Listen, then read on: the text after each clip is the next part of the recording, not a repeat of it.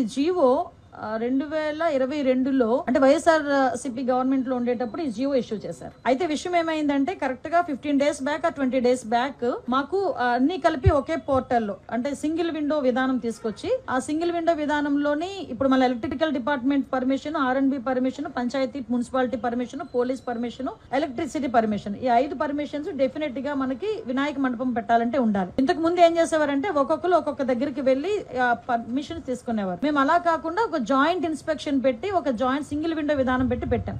అయితే ఆ రోజు ఏం చేశారంటే ఇదే జీవోని నాకు డిపార్ట్మెంట్ వాళ్ళు తీసుకొచ్చి ఇచ్చారు.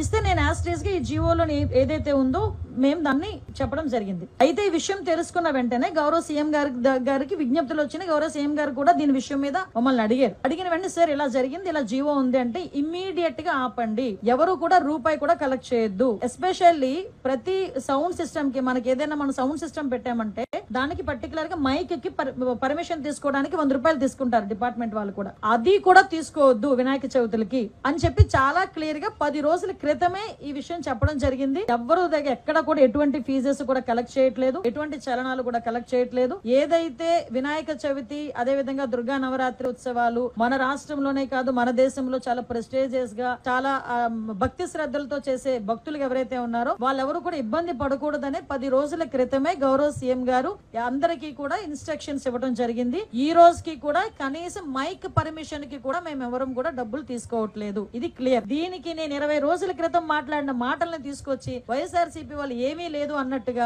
ఈ రోజు కావాలని దాన్ని ట్రోల్ చేసే పరిస్థితి చూస్తా ఉంటే వాళ్ళ తాలూకా తెలివి తక్కువతనం, అదే విధంగా వాళ్ళు బురద జల్లే కార్యక్రమాల్లో వాళ్ళకి టైమ్ సిచ్యువేషన్ అలాంటివి ఏం అవసరం లేదన్న సంగతి కూడా చాలా క్లియర్ గా అర్థమవుతుంది. ఇది క్లియర్ గా ప్రజలందరికీ కూడా అర్థం కావాలి కాబట్టి చెప్తున్నా. ఇది ఆల్రెడీ 2022లో ఇచ్చిన జీవో. ఆ రోజు ఆ జీవోని కూడా పక్కన పెట్టి ఎట్టి పరిస్థితుల్లో ఎవరికి కూడా అది కలెక్ట్ చేయొద్దు అని చెప్పారు. ఎవరు కూడా అక్కడ కలెక్ట్ చేయట్లేదు. ప్రతి ఒక్క చోట కూడా వినాయక ఉత్సవాలు అంగరంగ వైభవంగా జరుగుతున్నాయి. ప్రజలు ఎవరు కూడా ఇబ్బంది పడట్లేదు.